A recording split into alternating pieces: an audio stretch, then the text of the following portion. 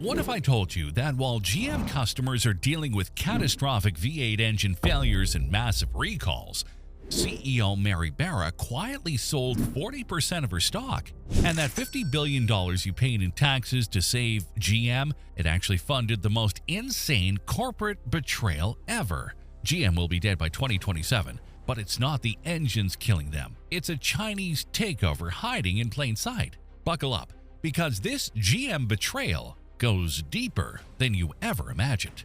The $85 million betrayal that sold America. In 2008, when GM was on life support, American taxpayers poured in $50 billion to keep the company alive. But here's what almost no one was told. Behind closed doors, GM handed control of its entire Chinese operation to the state-owned automaker SAIC for just $85 million.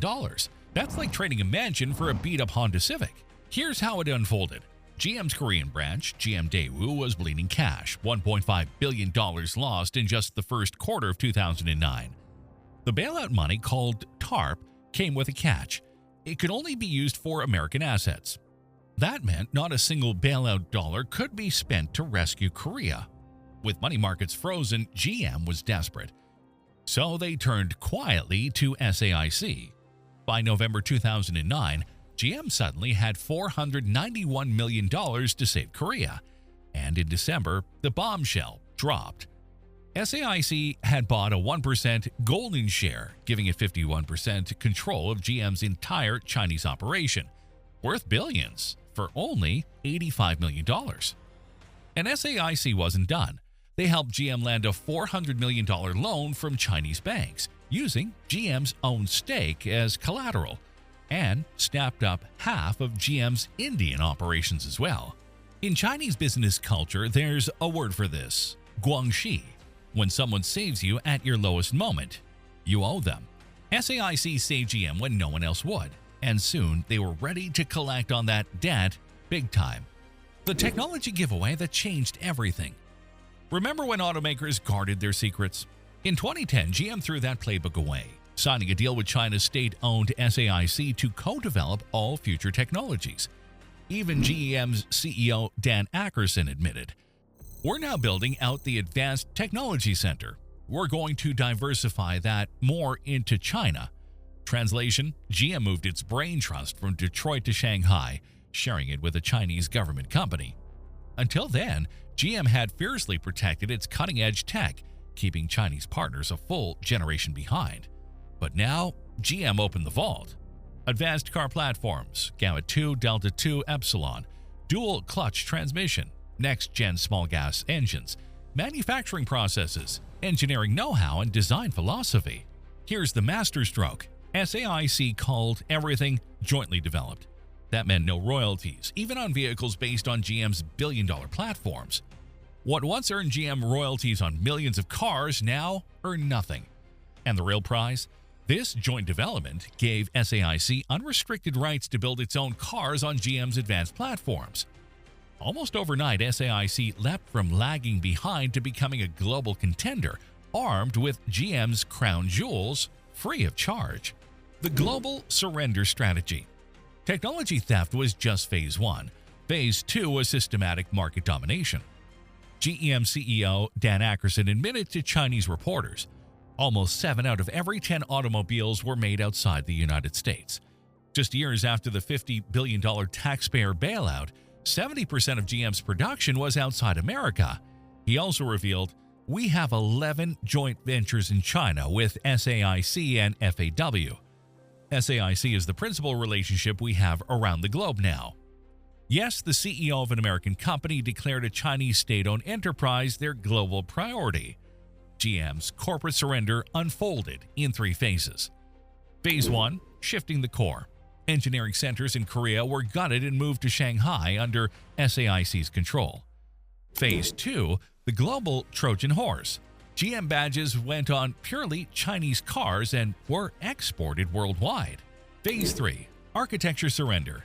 GM co-developed cars with SAIC, giving access to dual-clutch transmissions, new engines, and 3 global platforms. The results were catastrophic. Australia, Holden shuttered, 51,000 MGs sold versus 4,000 GMs. Europe, Opel, Vauxhall sold off, 32,000 MGs versus almost zero GMs.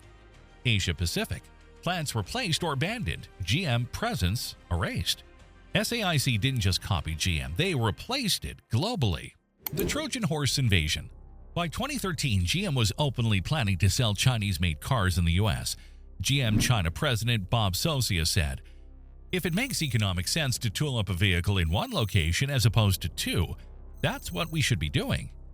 The first major move came in 2016 with the Buick Envision, a Chinese-made crossover imported to America and marketed as a premium Buick. Most buyers had no idea it was built in China. The Envision became America's best-selling Chinese car for 8 consecutive years, often the only one on the market, cementing GM's role as China's automotive ambassador. GM followed with the Cadillac CT6 plug-in hybrid, developed and built in China. Instead of advancing Volt technology or using U.S. factories, GM shifted innovation and production overseas. By 2018, GM was America's largest importer of Chinese cars, bringing in over 30,000 vehicles annually while exporting only 6,000. GM clearly prioritized Chinese imports over American exports, even with taxpayers still paying the bailout. Mary Barra's EV promise, a lie from the start. Back in 2010, GM signed a memorandum with state-owned SAIC, committing that all future EVs and hybrids would be developed in China. This wasn't cost-sharing. It was surrendering America's EV future. At the time, GM had the groundbreaking Chevrolet Volt, years ahead of rivals. Yet, after launch, the US only got the flop Cadillac ELR, while in China, SAIC GM built 9 more plug-in hybrids. From 2012 to 2023, GM launched 0 US EVs on its own tech. Only the Bolt EV, EUV, both powered by LG, while China pumped out nearly a dozen ambitious EVs. Models like the Volite 6, Chevrolet Menlo, and Volite 7 were American-ready. GM planned to import them, but Trump's tariffs killed that plan, forcing a late scramble to convert an old plant into Factory Zero. By Q4 2021, GM sold just 26 EVs, while SAIC became a global EV giant, using GM's own technology, including the so-called American Ultium platform. If you're enjoying the content, don't forget to hit that like button and subscribe. The Mexican Gateway Scheme. When tariffs blocked direct Chinese imports, GM found a back door: Mexico. By 2020, after Chevy sales in China plummeted 63%, SAIC GM executives proposed exporting Chevys to Mexico. Mexico became GM's testing ground as SAIC's distribution arm. By 2024, made-in-China Chevys in Mexico hit 146,000 units, 71% of all Chevrolets delivered there. Shockingly, some vehicles had 0 GM involvement. The Chevrolet S10 Max, a rebadged Maxus T70, the Chevrolet Express Max, fully developed by SAIC. GM was slapping iconic American names on unrelated Chinese vehicles, not partnership, identity theft. Under NAFTA, these Mexican-built cars could enter the U.S. tariff-free. GM retooled plants for EVs, flooding American roads with Chinese-designed GM-badged vehicles. Nearly 29,000 Equinox EVs, 23,000 Blazer EVs, and 33,000 Honda Prologues in 2024. When Biden imposed 100% tariffs on Chinese EVs, it was surgically structured to benefit GM's strategy. While Chinese competitors like BYD were locked out, GM's Mexican-assembled, Chinese-designed EVs could enter almost tariff-free. GM suddenly had a protected monopoly on de facto Chinese EVs in America. The 2027 death sentence. Here's the number that should terrify every American: 2027. That's when GM's joint venture agreement with SAIC expires. And when that contract ends, GM faces 2 choices, both forms of death. But first, let's examine just how catastrophic their current situation has become. In Q3 2024 alone, GM took $5.2 billion in charges and write-downs. Their Chinese business is hemorrhaging money as Chinese consumers abandon Western brands. The 2024 numbers are devastating. GM's China sales dropped 50% from 2017. Market share plummeted to 6.9%. and they recorded $4 billion in losses. But here's the terrifying part. GM has nowhere else to go. They systematically exited Europe, Australia, India, Russia, Thailand, and most other global markets. What remains is a company reliant on just two regions, China and North America. Just as the research wrapped up, reports surfaced that Chevrolet is preparing to exit China entirely. Chevy sales plunged 76% last year, falling to just 6% of their value from 7 years ago. Listen to Mary Barra's surrender. It's a difficult market right now, and frankly, it's unsustainable because the amount of companies losing money there cannot continue indefinitely. That's not strategy, that's surrender wrapped in corporate speak. Option 1. SAIC walks away. GM loses China access, critical engineering talent, and faces immediate bankruptcy. After years of dependence, GM no longer has the ability to develop competitive EVs on its own. Option 2. SAIC renews, but on their terms. GM becomes a badge engineering shell, slapping American nameplates on Chinese-built cars while SAIC controls the real value. Here's the brutal truth. SAIC doesn't need GM anymore. They've absorbed GM tech, trained their own engineers, and built global brands.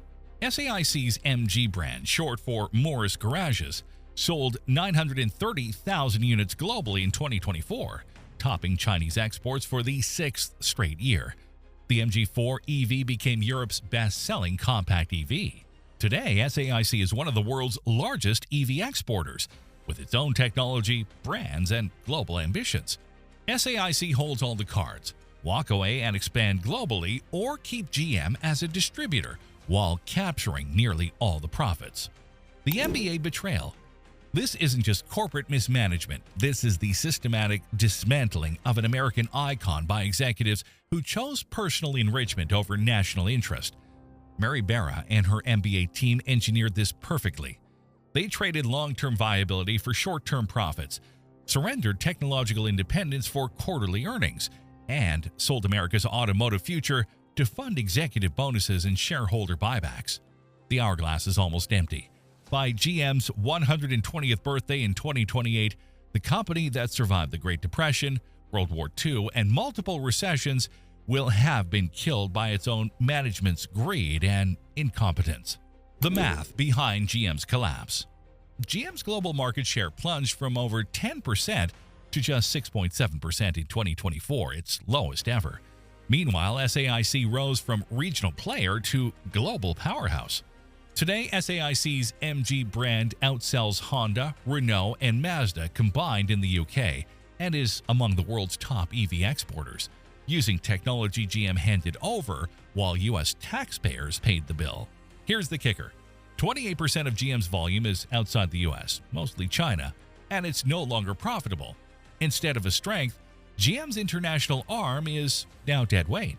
GM built this trap, focusing almost entirely on China and North America. Now the cracks are everywhere. The partnership that once paired a small Chinese car maker, SAIC, with global giant GM is now flipping. SAIC has grown into a worldwide powerhouse, while GM is shrinking into a regional brand struggling to stay relevant. The EV monopoly strategy. GM's promise to develop all future EVs in China wasn't cost-sharing, it was strategic warfare. China's national plan aimed to dominate new energy vehicles, and for state-owned SAIC, controlling GM's EV development was a national strategy, not just business. With gas cars, GM could shift production back to America during a trade war. But SAIC locked EV research in China, leaving the West without cutting-edge EV tech or the ability to build competitive electric vehicles if relations soured. The result? GM's American Ultium platform was actually developed in China, while SAIC conquered global markets. 840,000 MG sales in 2023. MG4 EV, Europe's best-selling compact EV. MG5, MG ZS, MG Cyberster, proving SAIC is now a global EV powerhouse. GM walked straight into a strategic trap, and China won. America's bailout betrayal. GM took $50 billion in taxpayer bailout money, supposedly to rebuild American manufacturing, but instead funded partnerships that destroyed U.S. automotive leadership. CEO Dan Akerson admitted that 70% of GM vehicles were made outside the U.S. just years after the bailout. GM poured $12 billion over 3 years into China, more than double the $5.4 billion allocated for the U.S., and their latest products debuted in China before other markets. The message was clear. GM had restructured its global strategy around SAIC, using American taxpayer money to fund Chinese dominance. It gets worse. GM trusted American dealer networks to sell Chinese-made cars like the Buick Envision. Most buyers had no idea they were driving a Chinese vehicle. By obscuring the origin and leveraging dealer trust, GM turned American dealers into unwitting accomplices in the Chinese automotive invasion. How politics shielded GM. Here's something that should make every American furious. GM has been lobbying for policies that benefit Chinese automotive imports while harming American manufacturing. When Trump imposed tariffs to protect American jobs, GM opposed them, not to help American workers, but to protect their Chinese import business. When Biden structured tariffs to benefit GM's Mexican-assembled Chinese cars, GM supported them. GM has been using their political influence to create a protected market for Chinese vehicles while undermining policies that would benefit American manufacturing. They become lobbyists for Chinese interests while wrapping themselves in the American flag. The countdown to 2027. GM's betrayal of America. The countdown to 2027 has begun, and GM's collapse is now impossible to ignore. In Q3 2024, they reported $5.2 billion in charges and write-downs. Their China operations are bleeding cash, and global market share has plunged to historic lows. Millions of Americans feel personally betrayed. Massive recalls and widespread V8 engine problems have left drivers stranded and furious. Hundreds of comments online share devastating stories. Families hit with huge repair bills, trucks failing early, trust shattered. Fueling the outrage, CEO Mary Barra recently sold 40% of her own GM shares, a move many see as a sign she's cashing out, while customers and investors suffer. Calls for her firing are growing louder every day. This crisis was avoidable. Instead of protecting U.S. manufacturing and technological leadership, GM chased short-term profits in Chinese partnerships, accelerating China's rise and selling out America's automotive future. Millions of loyal Americans are now paying the price. What do you think? Share your thoughts in the comments, and if you enjoyed the content, smash that like button and subscribe for more auto content. Thanks for watching, and see you in the next video.